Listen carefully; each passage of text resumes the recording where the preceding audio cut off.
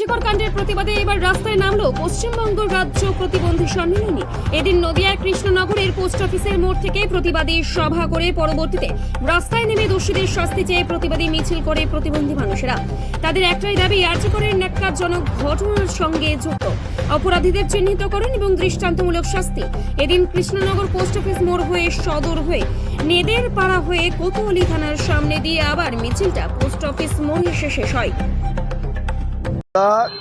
গত 8ই আগস্ট ঘটে যাওয়া 8ই আগস্ট গভীর রাত্রে ঘটে যাওয়া এ রাজ্যের একটা মর্মান্তিক ঘটনা, যে একজন চিকিৎসারত ডাক্তার, মহিলার চিকিৎসক, তাকে শুধু ধর্ষণ নয়, নির্মমভাবে খুন করা হলো এবং তাকে প্রথমে আত্মহত্যা বলে চালিয়ে দেওয়ার যে কৌশল সরকার পক্ষ থেকে করলো এবং তার বিচার গোটা রাজ্য যখন তোলপাড় হয়েছে, সমস্ত মানুষ বেরিয়েছে। প্রতিবন্ধকতাযুক্ত মানুষ, স্পেশাল চাহিদা সম্পন্ন মানুষ, তারাও ঘরে বসে থাকতে রাজি নেই। তারাও বলেছে আমরা এই বিচার চেয়ে রাস্তায় নামবো। আমরা ইতিমধ্যে কলকাতায় নেমেছি, গতকাল পূর্ব বর্ধমানে হয়েছে, পশ্চিম বর্ধমানে হয়েছে, আজকে নদিয়া জেলার কৃষ্ণনগরে হবে।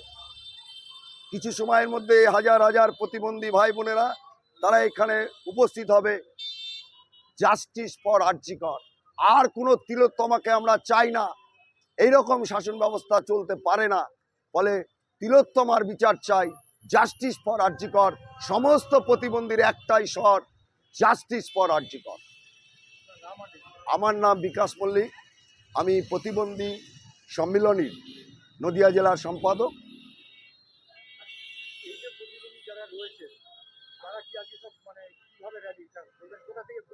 আমরা এখান থেকে পোস্ট অফিসের মোড় থেকে শুরু করব, সদরের মোড় দিয়ে আমরা নেদেরপাড়ার মোড় দিয়ে এবি স্কুলের পাশ দিয়ে আমরা থানার সামনে দিয়ে আবার এখানে এসে শেষ করব। এরকম আমাদের পরিকল্পনা আছে।